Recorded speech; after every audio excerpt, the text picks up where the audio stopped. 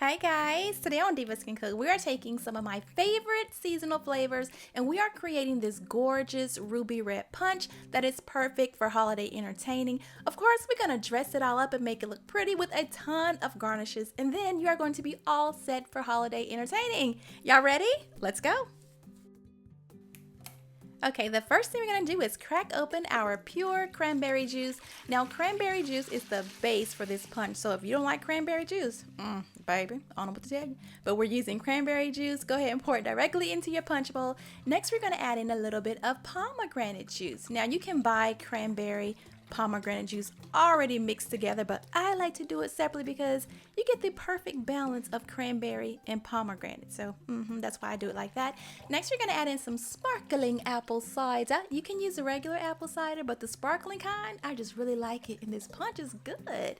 Next, we're going to add in some pineapple juice. Dump that right on in there. All right.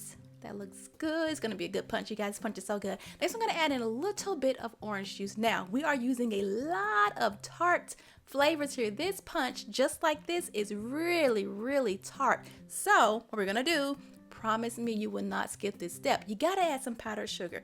Dump that powdered sugar in there. It's going to sweeten everything up and give it that perfect balance of tart and sweet with a little bit of sparkle. It works all together.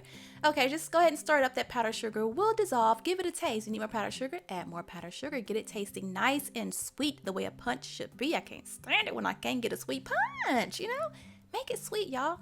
Okay, so the sugar has dissolved. It's looking perfect. And now when you are ready to serve this punch, you're going to go ahead and add your garnishes. Now, you can just do plain cranberries if you want to, but I like to really, make it festive. Make the punch bowl greet people by making it really, really dressed up. So I'm going to put in some cranberries, some orange slices, a little bit of lime as well, and then we're going to add in some little sprigs of rosemary.